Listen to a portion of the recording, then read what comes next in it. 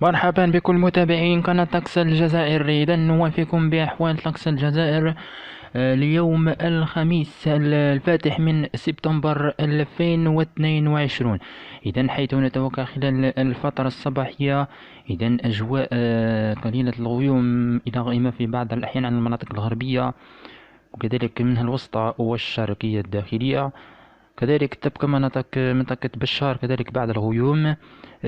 كذلك المناطق الجنوبية الغربية راح تكون عفوا صافية. أما المناطق وسط الصحراء والمناطق الجنوبية الشرقية صافية، وأقصى الجنوب إلى صافية إلى قليل الغيوم. أما خلال الفترة المساء إلى الليل حيث سنتوقع لعودة الأمطار إن شاء الله على المناطق الغربية، وأمطار راح تكون نسبيا ضعيفة، ولكن ستكون إن شاء الله نعم نسبيا ضعيفة، تكون رعدية على المناطق الغربية، وهي منطقة الولايات العفوا المعنية كولاية وهران، سيدي بالعباس، عين تموشن، تلمسان، وكذلك رأس الماء، كذلك ولاية الجلفة كذلك ستكون إن شاء الله معنية ببعض الزخات المطرية خلال الفترة الليلية إن شاء الله، وبعض المناطق الشرقية إن شاء الله. إذا تبقى المناطق الأخرى إذا أجواء صافية لقليل الغيوم.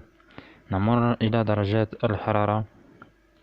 إذن درجات الحرارة حيث تتراوح إن شاء الله درجات الحرارة على المناطق الغربية ستكون فيها ارتفاع في درجة الحرارة، يعني راح تتراوح إن شاء الله ما بين على ولاية وهران ما بين 31 إلى 36 أو 34 درجة أو أكثر، يعني كما مشيت في الصورة على 35 درجة. أما ولاية جزيرة العاصمة وقسنطينة راح تروح إن شاء الله ما بين 31 إلى 34 درجة. أما المناطق الوسطى الداخلية راح تروح إن شاء الله ما بين 34 على ولاية الجلفة. أما منطقة الواحات راح تروح إن شاء الله ما بين 41 درجة. ولاية بشار وتندوف راح تروح إن شاء الله ما بين 40 إلى إن شاء الله 43 درجة على ولاية تندوف. أما ولاية أضرار وتمرست راح تروح إن شاء الله ما بين 45 درجة كأعلى مقياس، وولاية تمرست ما بين 34.